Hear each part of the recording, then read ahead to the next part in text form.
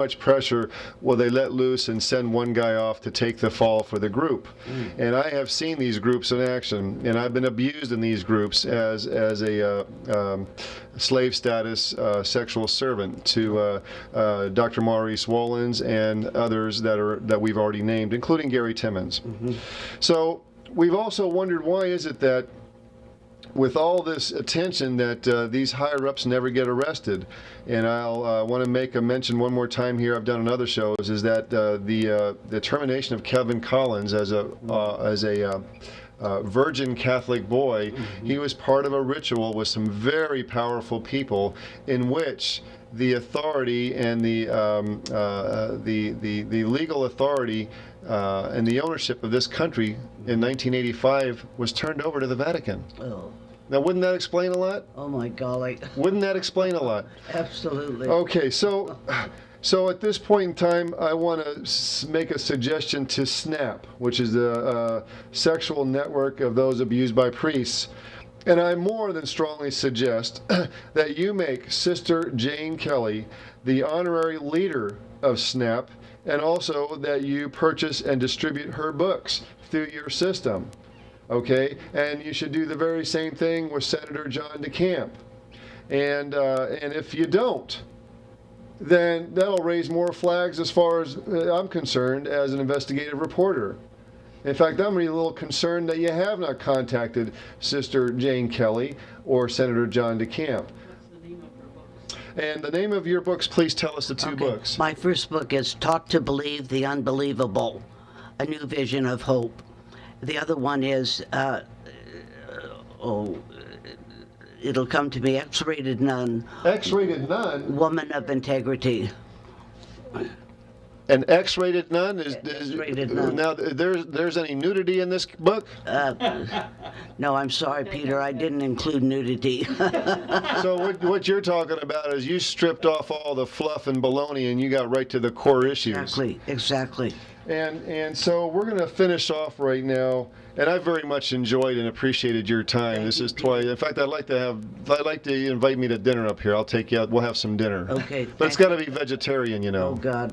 All right. So now. Thank you, Peter. Now, would you finish off and again look into the camera and please one more time address the Catholic women, the Catholic audience, and so to anyone else that has an interest in this regarding the former apathy and acceptance of simply showing up at these big old what they call churches.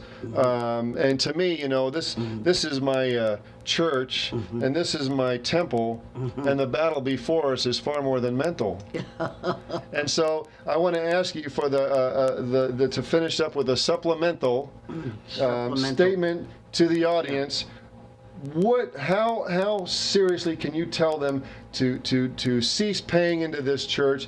It's time to send these guys packing, and invite you, and you've offered to do this, invite you to come down there and start this the way it needs to be. I mean, like I said, does it make any sense to you or to you that a mother church should be run by pedophile priests? No. So please address them one last time with this topic and spend 2 or 3 minutes. I would certainly call women who are listening here today that we as women should be concerned about what happens to our children.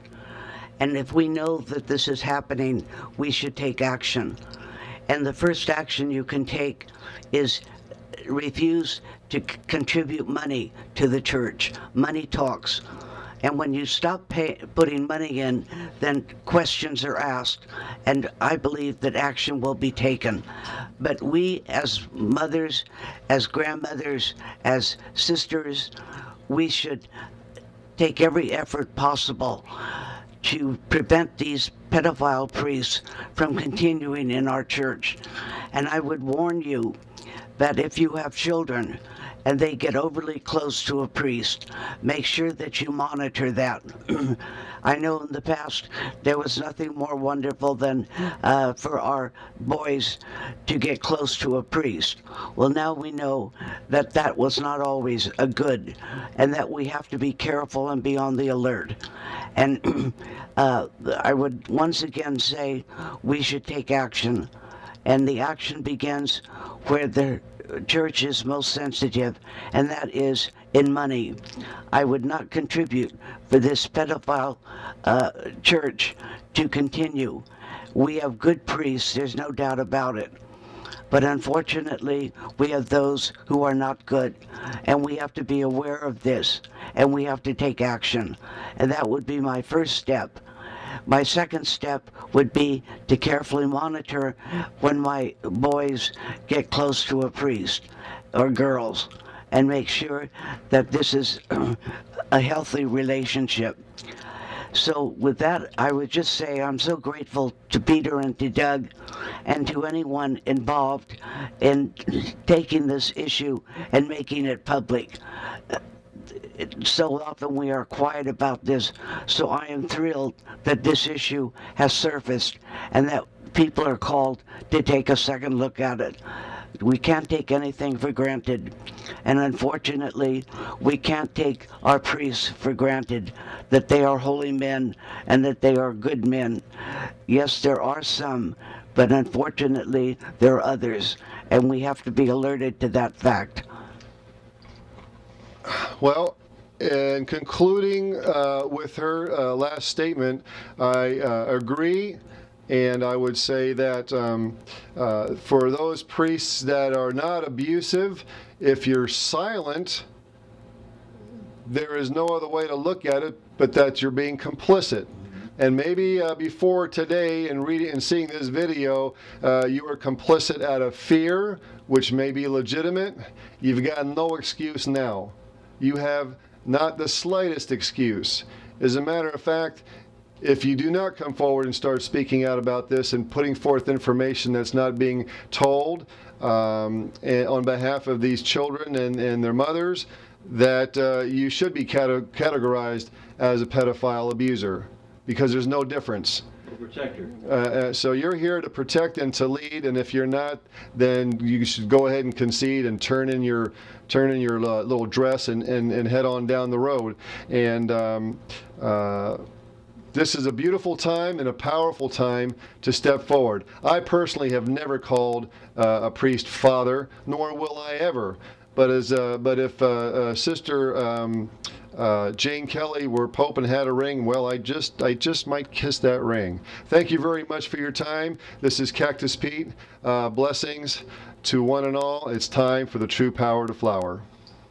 Sister Jane, you just got done making a mention of Gary Timmons and an exchange that you had with the priest known as Lombardi. Would you please tell us what you said to this priest Lombardi and what his response was, if any, regarding Gary Timmons? Yes, I was made aware of Gary Timmons molesting young boys. And I saw that when we went on a junior retreat, but Gary Timmons insisted that he and he alone sleep in the dormitory with the boys. So when I came back, I went to the pastor and I said, "Are you aware that Gary Timmons is sexually molesting boys?" Which pastor was that? Father Gary Lombardi. Okay. And he said yes. And I said, "Well, how do you sleep at night without doing something?" And he said, "Unfortunately, I do." He said that unfortunately he does sleep at night? He did. He gave me the indication he had no problem sleeping. He had no problem sleeping. And this is in regards to Gary Timmons. And there is... When was this? About what year was this about? That would be 1990, oh golly, 95, 94. I'm not sure of that.